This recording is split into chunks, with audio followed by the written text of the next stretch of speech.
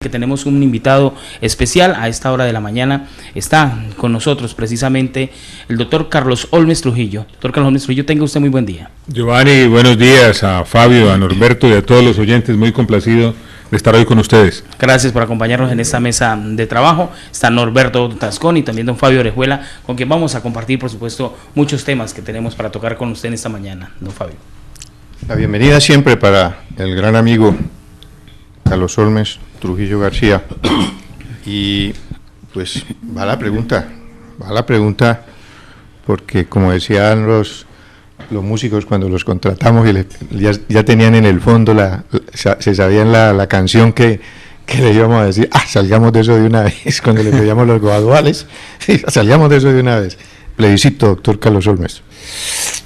A ver, Fabio y Norberto y Giovanni, yo he venido sosteniendo que, en primer lugar, es verdad que el presidente de la República no está obligado, ni constitucional ni legalmente, a poner en consideración del pueblo colombiano los acuerdos. Es un compromiso político que él asumió y ese es un compromiso que hay que aplaudir. Yo tengo, sin embargo, una discrepancia con respecto al mecanismo. A mí me parece que el plebiscito no es un mecanismo idóneo políticamente, no lo es jurídicamente y no lo es socialmente. No lo es jurídicamente porque el plebiscito existe para que el presidente ponga en consideración del pueblo decisiones del Ejecutivo que no tienen que ser tramitadas por el Congreso, es decir, por definición no es, según mi opinión. No lo es políticamente porque en tratándose de un acuerdo tan complejo, que toca múltiples materias, prácticamente todos los sectores de la vida nacional, simplemente se le va a hacer una sola pregunta a los colombianos, simplificando el tema, y lo que acaba de suceder en Inglaterra nos muestra el peligro de simplificar temas complejos. Y no lo es socialmente porque en esas condiciones no le daría legitimidad popular a los acuerdos, no le daría sostenibilidad y por lo tanto no generaría la estabilidad institucional que el país requiere. ¿Qué he venido diciendo yo a lo largo de estos meses con terquedad? Lo que he venido diciendo es que lo mejor para el país, lo más conveniente para la nación, lo mejor para que el pueblo decida, es un gran acuerdo político y de Estado sobre un mecanismo de refrendación nuevo que permita que los ciudadanos, con los ojos bien abiertos y bien informados, diga qué es lo que aprueba y qué es lo que rechaza. Ejemplos históricos tenemos. Plebiscito del 57, el plebiscito no existía como mecanismo institucional para tomar las decisiones que se tomaron, sin embargo se convocó. ¿Por qué? Porque se hizo un acuerdo político para ese efecto. 1990, nueva Constitución, Asamblea Nacional Constituyente. Ese mecanismo de reforma de la Carta no existía en la Constitución vigente, en la Constitución del 86. Sin embargo, se convocó, sesionó y ahí está el producto, la Constitución del 91. ¿Por qué fue eso posible? Porque se hizo un gran acuerdo político y de Estado para ese efecto.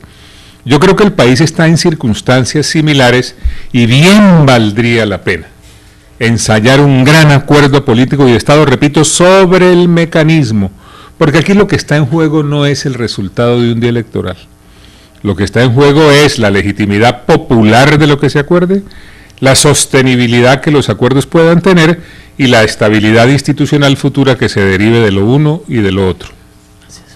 Doctor Carlos Olmes, hoy nosotros estamos viendo pues que precisamente en esto de jugarnos por la paz, el presidente ha quemado, diría yo, en materia de reconciliación, su última carta, y era escribirle al expresidente Álvaro Uribe para que se vinculara al proceso. Ya conocemos la respuesta y definitivamente, pues hoy los medios destacan sencillamente que en Colombia se va a hacer la paz sin el expresidente Uribe.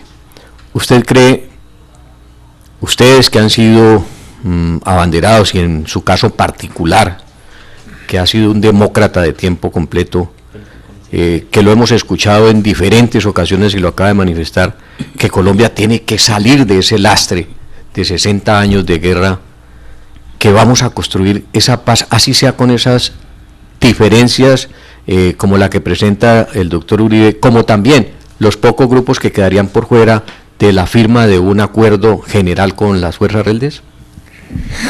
A ver, querido Norberto, yo miro la cosa de la siguiente manera.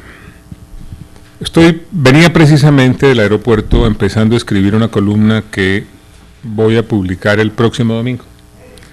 Y la columna se va a llamar Mirada Serena al episodio Santos Uribe. En esa columna yo lo que pretendo es hacer un análisis con respecto a las posibilidades de un hipotético encuentro. A mí me parece que esto no tiene nada que ver con el qué, sino con el para qué. Si la reunión se convoca con el propósito simplemente de informar al jefe de la oposición sobre hechos cumplidos en el propósito de que él firme un contrato de adhesión, esa reunión no tiene sentido y no se producirá. Si la reunión se convoca con el propósito de utilizar unos márgenes posibles para efecto de construir posiciones conjuntas sobre temas sensibles para la nación, yo no descartaría que esa reunión pueda celebrarse. Pero en las condiciones en las cuales se planteó esa hipotética reunión, naturalmente el mensaje es el de que solamente se pretendería informar sobre hechos cumplidos, en cuyo caso la reunión no tendría ningún sentido ni posibilidad alguna de celebrarse. Yo soy un convencido de que a lo largo de los meses, lo he dicho, lo he señalado, he escrito sobre eso, se han presentado algunas coincidencias de hecho que se han dejado pasar, que se han desaprovechado. He dicho que alrededor del mecanismo de refrendación podría tratar de construirse un acuerdo, nada de eso ha sido posible. Y déjeme serle muy franco, yo lo que creo es que el presidente Santos le ha tenido temor a embarcarse en una especie de negociación trilateral, es decir, con las FARC allá y con el Centro Democrático en Colombia. Escogió el camino exclusivamente de lo bilateral. Yo creo que ahí ha cometido un error. Sin embargo, en el evento hipotético de que esa reunión tuviera como propósito real, porque esto está rodeado de muchas desconfianzas, como propósito real, avanzar en la construcción de posiciones conjuntas sobre lo acordado, sobre lo que está por acordarse y sobre la implementación de los acuerdos para efecto de acotar esos acuerdos y limitar muy previsibles consecuencias negativas de algunos de ellos, yo no descartaría esa posibilidad. Continuamos nosotros entonces con la entrevista que tenemos mejor en estos momentos con Carlos Holmes Trujillo. Sí, Giovanni, en ese orden de ideas, pues tener al doctor Carlos Holmes Trujillo en esta mesa que podríamos decir es cotidiana, su presencia por acá y sus afectos por esta casa, además que no los podemos desconocer. Así es. En la pasada contienda presidencial, precisamente lo encontramos a usted con el doctor Oscar Iván Zuluaga haciendo la fórmula para la elección presidencial. Finalmente no se consigue ese objetivo y usted ha venido en algunos sitios del país hablando, por ejemplo, que hay que hacer una especie de democratización hacia el interior del centro democrático y que hay que abrir las compuertas para que las personas que están de abajo hacia arriba puedan participar de la dirección del centro democrático. ¿Es posible eso cuando el doctor Uribe, podríamos decir, tiene un círculo cerrado, como hablando de Sanedrín, dentro del centro democrático? Yo veo que no solamente es posible, sino que es el deseo del expresidente Uribe y además es una necesidad para el partido. En resumen, yo cómo veo las cosas. Yo reconozco la dificultad que existe en Colombia para fundar un partido nuevo. Hay un descreimiento total de los ciudadanos en los partidos, por eso los viejos partidos se han debilitado y los nuevos no logran nacer o nacen con los mismos vicios de los viejos. En el caso nuestro nacimos en medio de esa dificultad estructural que es innegable. Afortunadamente el partido nació inspirado por una figura que articula, que es el expresidente Uribe, y el doctor Oscar Iván Zuluaga, persona a quien aprecio y respeto, ha encabezado esta primera etapa de organización del partido. No obstante, a mí me parece que si el partido desea realmente tener vocación de permanencia, tiene que abrir la compuerta, tiene que reestructurarse y tiene que generar condiciones para que tengan cabida en el partido los más distintos sectores. Estoy hablando de la juventud, estoy hablando de los trabajadores, estoy hablando de los campesinos, estoy hablando de los ambientalistas, estoy hablando de los defensores de animales, estoy hablando de los trabajadores de la salud, estoy hablando de los abogados, estoy hablando de los médicos, estoy hablando de los arquitectos, estoy hablando de los ingenieros, etcétera, etcétera, etcétera. El partido tendrá vocación de permanencia en la medida en que tenga una base amplia y sea vocero de los intereses legítimos de esos sectores. Para tal efecto, lo que vengo proponiendo es que se convoque a la mayor brevedad una convención que tendría el propósito de, en primer lugar, elegir un secretario general del partido fuerte, elegir una nueva dirección muy representativa y muy prestigiosa, elegir una comisión asesora central para que tengan cabida en esa comisión voceros de los distintos sectores, para que tome finalmente la decisión de crear un centro de pensamiento y una escuela de capacitación política y un centro de estudios, análisis programático, y finalmente para proclamar las bases mínimas del programa que defenderá el candidato presidencial en el 18.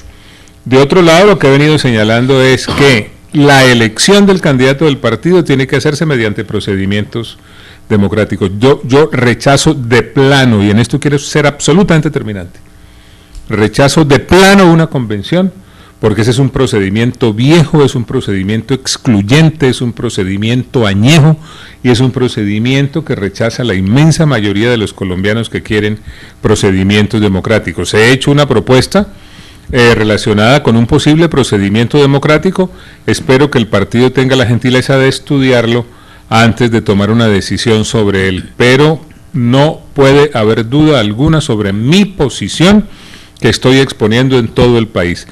Lo único aceptable, lo conveniente para el partido y lo que corresponde a las necesidades actuales del país es un procedimiento democrático para elegir candidato de Centro Democrático. ¿Significa eso, doctor Carlos Holmes Trujillo? Porque me parecía, y lo estoy escuchando muy atentamente, como si estuviera escuchando a Carlos Holmes Trujillo Miranda, precisamente en el Partido Liberal, cuando hablaba de esas propuestas y las planteó, partes de ellas se institucionalizaron en el partido, pero casi que también colijo seguidamente, doctor Carlos Holmes, es que el partido en esa cúpula lamentablemente está cuestionado, y yo diría judicializado, porque no podemos negar que algunos de estos miembros, pues así el doctor Zuluaga diga que con la nueva elección del fiscal terminó la persecución contra el Centro Democrático, pero al fin y al cabo son unos jueces buenos, regulares o malos los que han determinado que hay unas sanciones inclusive de tipo penal y se han aperturado unos procesos de tipo penal en contra inclusive de su propia familia o como son sus hijos. ¿Significa esto también depurar en la cabeza del Centro Democrático el más mínimo rango de perturbación ideológica y de organización? No, en lo que tiene que ver con la justicia, ¿cuál es el reclamo nuestro? El reclamo es imparcialidad, el reclamo es objetividad en las decisiones que la justicia llegase a tomar, y el reclamo es evitar que se judicialice la política y se politice la justicia. Pero además es un reclamo de todos los ciudadanos. Centro Democrático no aspira en esa materia a tener ningún privilegio, solamente objetividad y una aplicación estricta de lo que son los mandatos legales. Yo tengo confianza en la inocencia de Oscar Iván Zuluaga. Oscar Iván Zuluaga es un hombre de bien, Oscar Iván Zuluaga es un gran profesional, Oscar Iván Zuluaga es un buen ciudadano y naturalmente le ha correspondido avanzar en la etapa inicial de organización del partido en medio de circunstancias muy difíciles. No obstante eso, aquí lo que hay que hacer es pensar en el futuro del partido. Y yo no concibo futuro sino en la medida en que sea un partido de verdad amplio, sea participativo y sea incluyente. Que yo soy un hombre de estirpe liberal que hace parte del Centro Democrático por esa razón. Pero si porque se definió como una organización amplia, participativa e incluyente. Doctor Carlos Holmes, pero uno llega y mira el panorama, como lo decía ahora, mirándolo ya en el ámbito jurídico, si uno ve entonces que quien fue precisamente la fórmula presidencial suya, estaría en estos limbos jurídicos, ¿entraría a ser usted entonces la cabeza presidencial del partido? No, yo no aspiro. ¿Tienes aspiración? No, yo no aspiro a ser candidato del partido por esa razón. Yo aspiro a ser candidato del partido porque quiero ganarme el procedimiento democrático que el partido finalmente defina. Y sí, el doctor Oscar Iván Zuluaga va a competir en ese procedimiento democrático, yo encantado, será una emulación sana, una emulación tranquila y una emulación constructiva, pero yo tengo la decisión de buscar la candidatura de Centro Democrático y de llegar a la presidencia en esa condición. Permítame, Fabio, porque es que quiero bajar a aterrizar un poco al tema local. Porque uno no puede olvidar de que el doctor Carlos Holmes Trujillo, pues en el año 81 le recibía la alcaldía a Henry Eder Caicedo y en el 90 se le entregaba a Germán Villegas. Muchos esperaban también de que a su regreso a Colombia usted hiciera y participara también del proceso de alcaldía de Santiago de Cali. ¿Cómo ve usted el panorama que tienen los caleños en estos momentos frente a tantos temas que le está preocupando, tema de seguridad, el tema de empresas municipales de servicios públicos, el tema de la educación? Tengo un sabor agridulce. A mí me parece que la situación de seguridad ha empeorado de una manera muy preocupante, tan preocupante que los índices internacionales están colocando a nuestra ciudad como una de las ciudades más violentas y eso naturalmente no puede pasar desapercibido ni puede tratarse con facilismo. Ahí hay que abocar una tarea muy de fondo que tiene que ver con las autoridades, tiene que ver con la ciudadanía, tiene que ver con la colaboración entre el uno y el otro, tiene que ver con la disponibilidad de medios tecnológicos y de mejoramiento de la capacidad de respuesta de las autoridades en la ciudad, y esto no es haciendo frasecitas para tratar de decir que las cosas van mejorando porque una semana pasó un poquito menos que la semana anterior. Eso no es así. La situación de inseguridad es grave y así hay que tomarla y así hay que abocar el tratamiento del tema. De otro lado, yo siento que pese a esa realidad que naturalmente afecta a la mayoría de los caleños, hay como un nuevo ánimo, hay cierta oxigenación en el ánimo de los habitantes, cosa que es fundamental para el buen desarrollo de la ciudad. Y en tercer lugar, yo sigo creyendo que siendo limitado el escenario material en el que puede trabajar un administrador municipal, porque pese a que tenga recursos, planifique bien, ejecute bien y controle bien, son tantas las necesidades que los recursos no alcanzan, aquí hay que generar mucho trabajo permanente con la gente. En los barrios, en la calle, promoviendo programas de autogestión, en pavimentación, en construcción de vivienda popular, en mejoramiento de infraestructura comunitaria. Yo tengo esa experiencia y cada vez que tengo la oportunidad de compartirla con algún administrador local de cualquier ciudad de Colombia, insisto en que el trabajo con la comunidad organizada, producto de la credibilidad que el líder municipal genere, es fundamental para poner en marcha programas de mejoramiento local. Y el tema de Cali, permítame ya para cerrar el tema local, para que Fabio pueda continuar con el tema nacional, el tema de empresas municipales de Cali, ¿cómo lo está observando usted? Con mucha preocupación, no logramos salir de las dificultades estructurales. Es que la verdad es que las empresas municipales de Cali jamás debieron llegar a la situación que en este momento tienen. Ahí hay que hacer una sana combinación entre medidas propias de la empresa privada y trabajo social para garantizar el buen funcionamiento de los distintos sectores de las empresas municipales. Don Fabio. Se nos ha adelantado, doctor Carlos Holmes, en torno a su posición, en torno a cómo piensa el Centro Democrático enfrentar la figura del próximo candidato presidencial. Se nos ha adelantado en el sentido de que no se pueden cometer por parte de su partido los errores, ¿cierto?, que se cometieron en la ocasión anterior. De acuerdo, Fabio, de acuerdo. Y eso lo ha llevado precisamente a establecer un proceso, es decir, se equivocaron de pronto en el método, no en las personas, en el método, en el procedimiento. Usted está planteándolo y diciéndole abiertamente a la gente, queremos cambiar. Pero vámonos a otros aspectos desde el punto de vista con relación al mismo tema. ¿Qué otros aspectos, doctor Carlos Holmes Trujillo García, se deben mejorar en torno a lo que se equivocó el partido Centro Democrático en la ocasión anterior y lo que no se puede equivocar ahora? A ver, en primer lugar, yo creo que el partido tiene que casarse con los procedimientos democráticos para la elección de candidatos. Creo que eso es una decisión que el partido tiene que tomar. De lo contrario, seguirá siendo ahí un partido sin mayor perspectiva real. Entonces, continuamos nosotros, después de esa pequeña falla que hemos tenido, ajena a nuestros deseos, pero continuamos. Pero diga, ¿quién la falla? ¿Empresas municipales? Empresas municipales, ya es el problema de invocarlas, aparecen.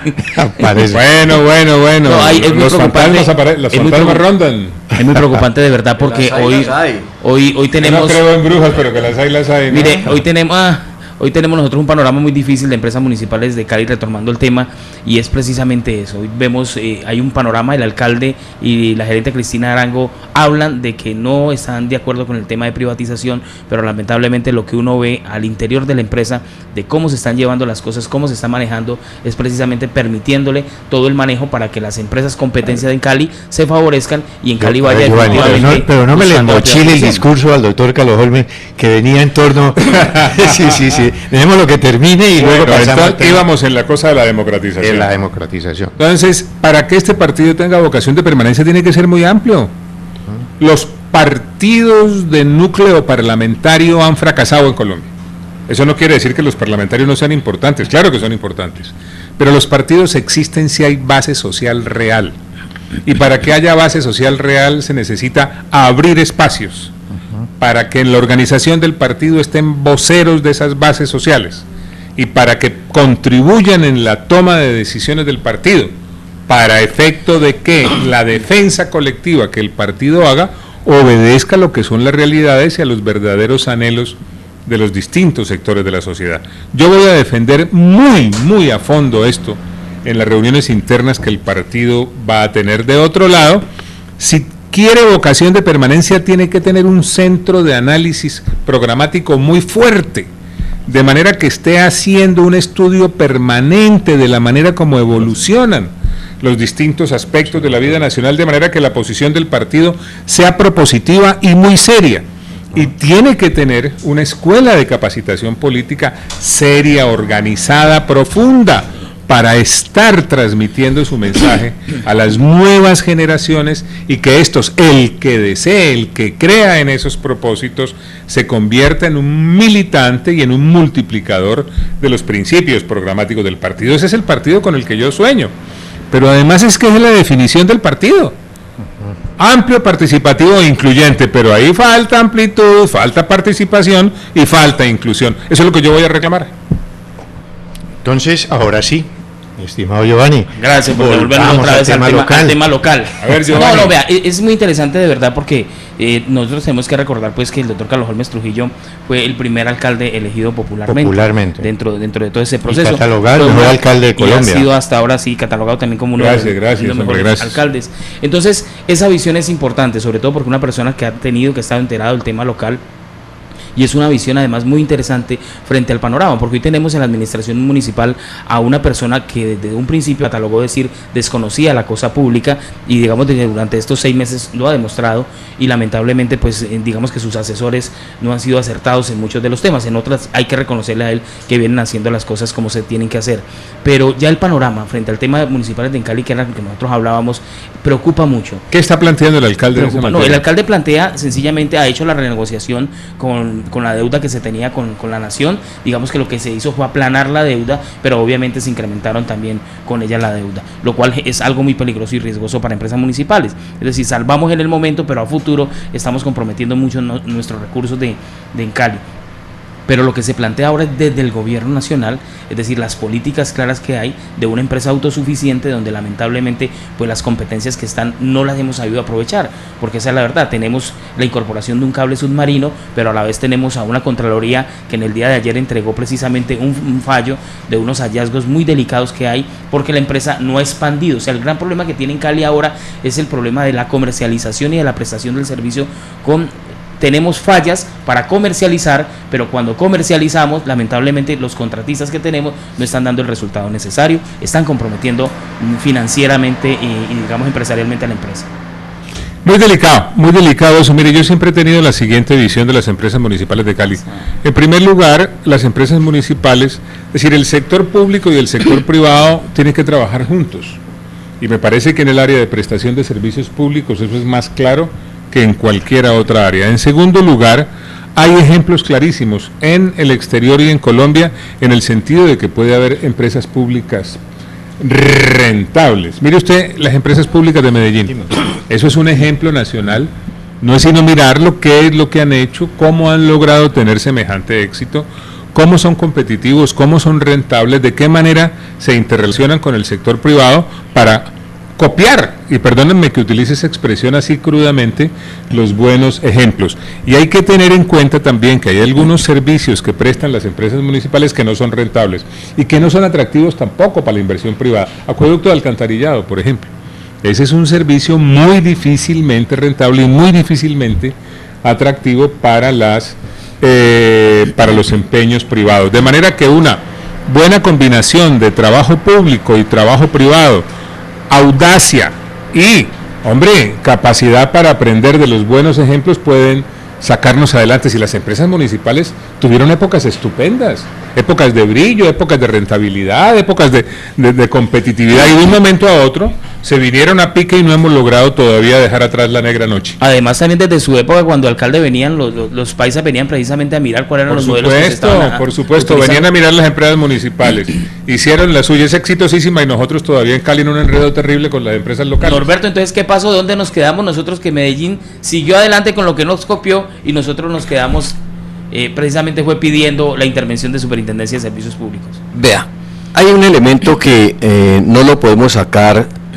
de el espectro de lo que ha sucedido con Cali. Yo diría que con usted, doctor Carlos Olmes, con Ricardo Cobo, tal vez fueron los últimos alcaldes de la clase política. Cali se dedicó a elegir alcaldes ensayos. Entonces elegían al comunicador que tenía mejor sintonía en la ciudad, eligieron al hombre que generaba carismáticamente pesar en la comunidad, eligieron en contra de, y entonces apareció de nuevo Guerrero en la historia de Cali, y luego pues ahora con este nuevo experimento que está haciendo la ciudad, que pasa como las advertencias de los abuelos, ¿no? Mire, mijo, no le meta el dedo a la vela que se quema. Sin embargo, lo hacíamos. Aquí nos advirtieron de la situación con Mauricio Armitaz. Sí, un hombre de buenas intenciones, que se hizo a punta de trabajo, que se quebró varias veces y comenzó, etcétera, etcétera. Pero, como dicen exactamente los viejos en el pueblo, mi querido doctor Carlos Olmes, una cosa es con guitarra y otra cosa es con bandola. Aquí necesariamente había que pasar por la escogencia de alcaldes con sensibilidad, no solamente social, sino política. Es que no podemos seguir viviendo de los pobrecitos.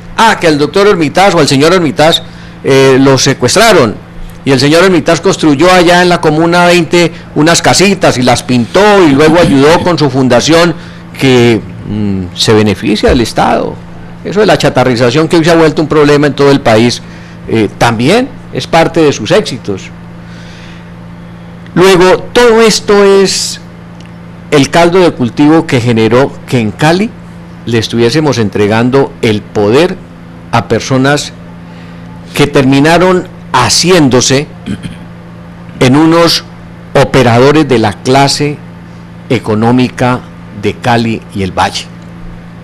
Y eso convirtió a la ciudad exactamente en un foco de corruptela, a tal suerte que hoy todos los negocios del municipio de Santiago de Cali están taimados por la corrupción. Todos los negocios. Acabamos de ver el fallo de la fiscalía o de la justicia, mejor, con relación a eso que creíamos era muy sano, las becas, doctor Carlos Olmes, en las empresas municipales. Pues eso se desmadró y encontramos lo que tenemos hoy. ¿Hay problemas ahí en eso? Claro, porque salieron ya condenados. El sindicato precisamente implicado en eso. ¿Con becas? Con las becas. Dos veces, tres los veces. Los fondos de becas se terminaron convirtiendo. No puede ser, hombre. Pues mire, usted conoce a una persona, y creo que le va a llamar profundamente la atención, Faber Romero, un hombre de estirpe social liberal, condenado a 12 años de cárcel por ese tema. Imbachí. Toda una serie de personas, 10, 12 personas salen en esa sentencia, y ayer Giovanni nos traía otra sobremesa u otro postre que ese sí nos va a indigestar, que ya sean los usuarios a quienes les entregaron las becas, quienes usaron mal la figura precisamente para defraudar al Estado y se van a encontrar con procesos de tipo penal, más de precisamente por peculado y apropiación indebida. ¿Cuántos? 200 trabajadores. Entonces todo esto, adelantaron la reforma administrativa. Todo esto sumado al problema del mío, sumado al problema de la contratación pública, sumado al problema de los guardas del tránsito. Es decir, es una amalgama, doctor Carlos Holmes, de problemas que han crecido en la medida en que no tenemos al frente del barco un capitán que tome decisiones. Y yo sí creo que en eso, doctor Carlos Holmes, hemos tenido esas grandes dificultades. Ver con retrospectiva lo que fueron esas administraciones y que uno indudablemente vio que se hicieron cosas. Que había corruptela o que había corrupción, pues eso no se podrá decir que no. Pero habían gobiernos con sentimiento social y la ciudad no se desbordó en la medida en que se está desbordando. Yo comparto con usted, uno de los grandes problemas que tiene la ciudad es la seguridad. Aquí no podemos hablar y no podemos seguir hablando de percepción de seguridad, doctor Carlos Holmes. No sé si en el Centro Democrático para ustedes la palabra percepción de seguridad es válida, porque aquí lo que tiene que haber es un ataque frontal contra la inseguridad. Pero sin duda ninguna, es que eso no se puede manejar de otra manera. Mire, ese tema de la inseguridad es el principal problema del país, pero la gente no está pensando en la inseguridad producto de la acción de los grupos armados ilegales, no, es la inseguridad en las ciudades, es el problema en los barrios, es el problema en las cuadras. Y eso no se mejora. Yo soy un convencido de que la única manera de atacar el problema es capacitando la policía, mejorando los programas de selección, mejorando los programas de entrenamiento y reentrenamiento, dotándolos de mejores medios para que puedan mejorar su capacidad de respuesta, estableciendo una relación de confianza entre la autoridad y la ciudadanía. La ciudadanía organizada es fundamental para el mejoramiento de la seguridad. Es el principal colaborador de la policía, a la vez que la policía es el principal colaborador del ciudadano. Ahí tiene que haber una simbiosis y esa relación de confianza hay que construirla, eso es fundamental. Y déjenme decirle lo siguiente, yo le haría un llamado a mi muy estimado alcalde, el señor Maurice Armitage, para que escuche con mucho detenimiento todo esto. A la gente hay que oírla con mucho cuidado. Me preocupa lo que escucho porque ustedes son personas que están en permanente contacto con la ciudadanía. Ustedes son personas que están recibiendo las inquietudes de los ciudadanos, que están analizando perfectamente los temas. Lo que veo es que el mensaje que está transmitiendo el alcalde no corresponde, según les percibo, a las necesidades del momento de la ciudad. Y cuando esas cosas se presentan, hay que mirar las cosas con tranquilidad, hay que mirar las cosas con humildad, hay que hacer una pausita tranquila en el camino, ver qué parece estarse haciendo bien, ver qué correcciones hay que tomar, y esto puede llevar a una convocatoria de distintos sectores para hacer un balance del momento actual a fin de recibir ideas, sugerencias y de hacer las modificaciones en la acción que corresponda. Es un problema de humildad, de tranquilidad, de serenidad y de convocatoria. Tan complicado que están pidiendo hasta que llegue el ejército a la ciudad, porque la policía ven que no da espacio. Lo voy a ubicar nuevamente en el campo de las candidaturas presidencial. No les gusta el tema, ¿no? Para nada, Fabio. Le suena. Como dicen, a eso hemos venido. Sí, vamos a lo que vamos. A eso vinimos. Vamos a lo que vamos. Hay una situación, doctor Carlos Holmes Trujillo, que está moviendo al mundo en términos, es más, va a ser decisoria en el proceso de toma de decisiones de quienes van a regir el mundo, y tiene que ver con la política económica global. De estas fallas que hemos tenido, bueno, recuperamos ya el servicio. Vamos entonces a seguir con esa entrevista que tenemos hoy. Entonces, hay una situación, doctor Carlos Holmes Trujillo García, que tiene que ver con la manera en que se va a manejar el mundo, y a usted le va a tocar. Yo no tengo duda de ningún tipo, conociendo de su tenacidad, de que usted va a ser ungido como candidato por el Centro Democrático a la presidencia y va a estar enfrentado a este problema. ¿De qué manera va a enfrentar una situación en cuanto a que definitivamente está demostrado que el modelo económico del mundo, el neoliberalismo, fracasó? El Fondo Monetario Internacional, 3 altos directivos acaban de escribir en la página web del fondo que el neoliberalismo, así le llaman, neoliberalism overall, es decir, fue sobrevendido, y dicen que a raíz de esa aplicación la brecha se ha compaginado más, que mucho de lo que se esperaba, lo están diciendo los mismos dirigentes del Fondo Monetario Internacional, está surgiendo, debe surgir en mentes sensatas como la suya, en mentes inquietas y en la academia, la necesidad urgente de un nuevo esquema, de una nueva fórmula, que no sigamos apegados como está pegado en este momento este gobierno, en cabeza del señor ministro de Hacienda, entregado totalmente, doctor Carlos Holmes Trujillo, a lo que digan los organismos internacionales y más el Fondo Monetario Internacional, empecinado en que el desarrollo del país está dado en función de la privatización de lo que tiene. ¿Cuál es su posición como precandidato a la presidencia de la República? A ver, Fabio, gracias por tratar ese tema. Yo, como veo las cosas, veo lo siguiente. La impresión que yo tengo es la de que el mundo globalmente está atravesando una crisis conceptual de unas dimensiones incalculables. Hay una crisis de los principios democráticos tal como los hemos conocido, una crisis que surge del crecimiento de las expectativas del ciudadano, producto de la explosión de los medios de comunicación, una crisis que surge como consecuencia del aumento de la oferta programática de los candidatos, que no tiene capacidad para satisfacer realmente las necesidades y que conduce a una gran frustración que afecta a los distintos sistemas. Mire usted lo que está pasando en España. Se rompió rápidamente el sistema bipartidista. Hay un sistema multipartidista. Los españoles han votado, pero no han decidido. Y hoy, después de unas segundas elecciones, no han logrado todavía conformar gobierno. Mire lo que está pasando en los Estados Unidos. La candidatura del señor Trump es una manifestación de esa crisis. Hay unos fenómenos internos de una gravedad infinita. Sigue creciendo la violencia. Ahora esa violencia empieza otra vez a tomar características raciales. Mire lo que acaba de suceder en Inglaterra.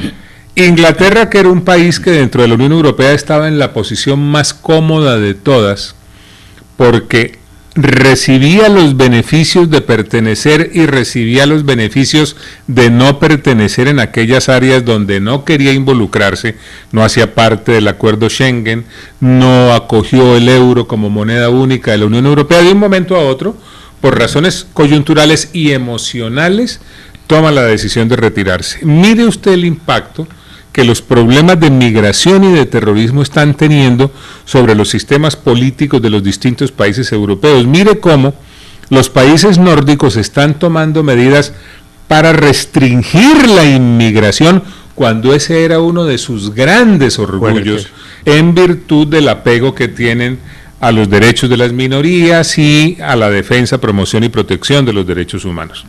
Y desde el punto de vista económico, mire cómo el mundo no ha logrado salir de la última crisis. El crecimiento de los Estados Unidos va en mejoría, pero es todavía muy precario.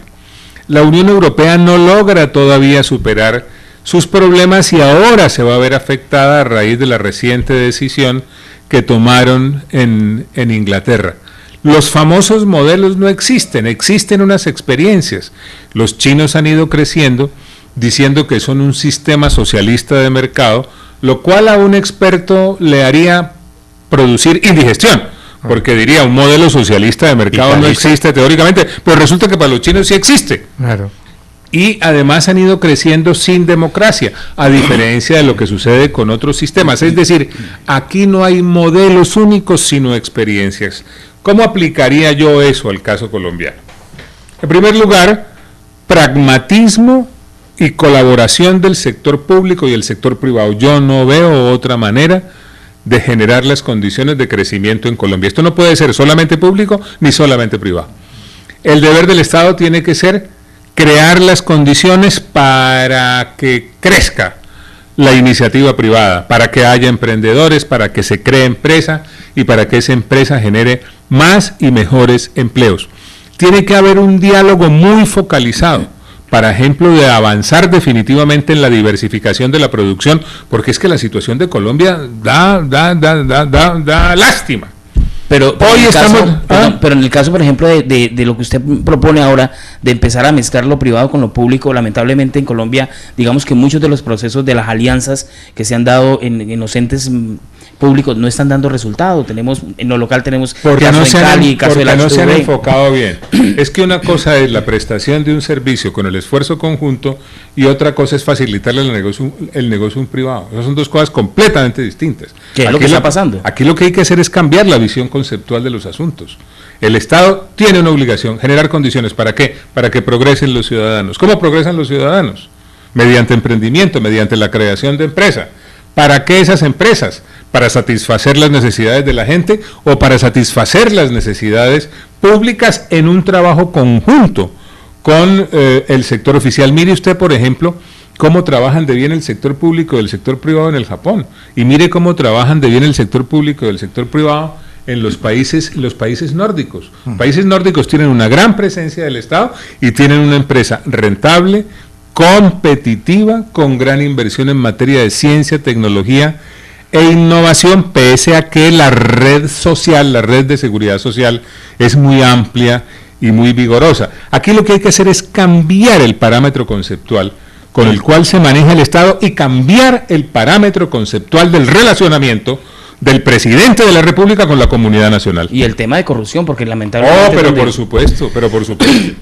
La corrupción es un cáncer que está carcomiendo todos los cimientos del país y aceleradamente. Si nosotros no frenamos eso... Y que está creciendo, es que el problema es que está crece, pese a los escándalos, pese a las decisiones judiciales que se toman. Eso hay que frenarlo a como dé lugar.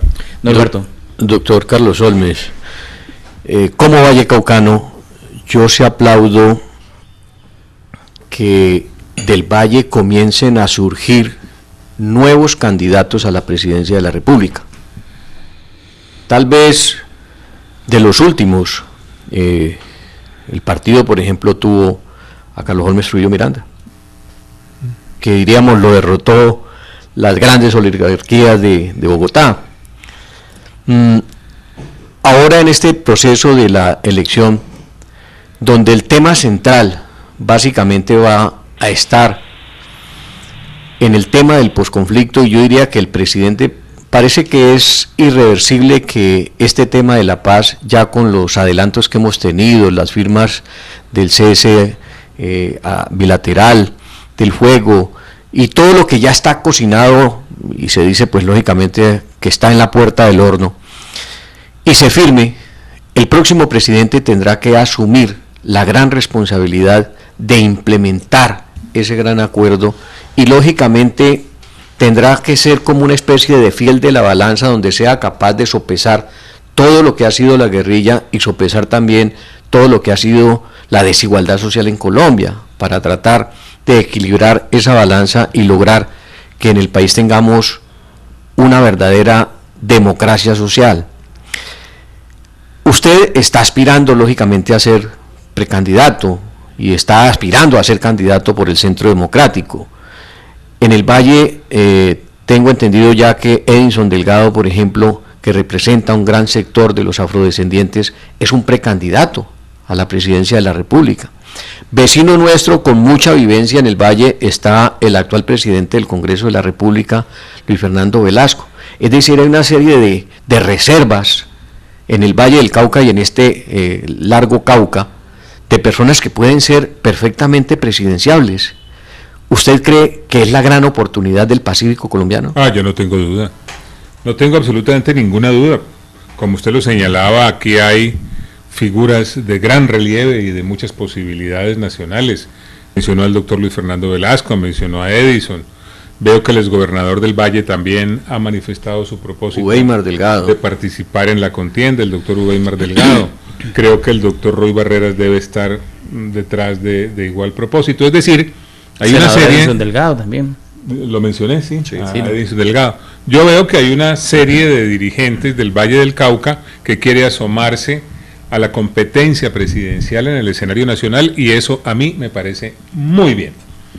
Ahora, en cuanto a mí respecta, pues ustedes saben que recientemente fui candidato a la vicepresidencia en una fórmula que recibió una votación muy importante. Ganamos la primera vuelta, logramos recibir cerca de 7 millones de votos en la segunda vuelta.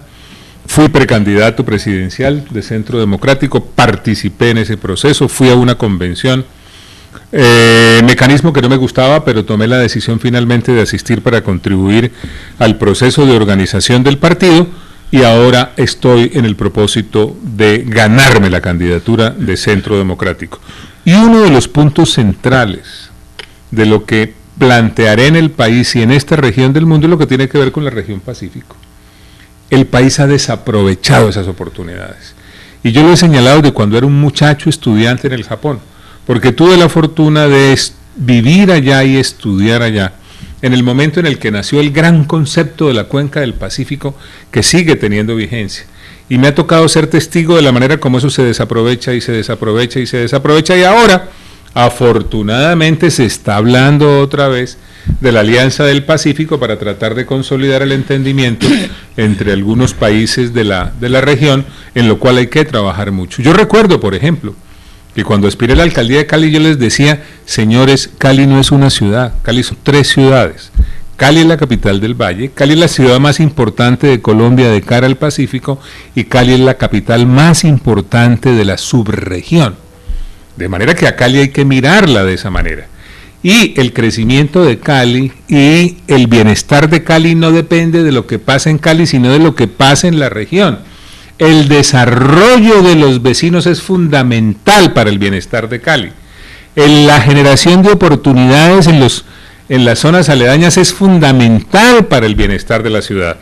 Y el acercamiento con el mundo internacional es de la esencia de lo que debemos hacer. Yo les propuse en aquella época, lo que pasa es que aquí la gente no se acuerda, y si se acuerda prefiere callarse, que les propuse hace mucho tiempo la construcción del Centro de Convenciones del Pacífico. Años después eso se hizo.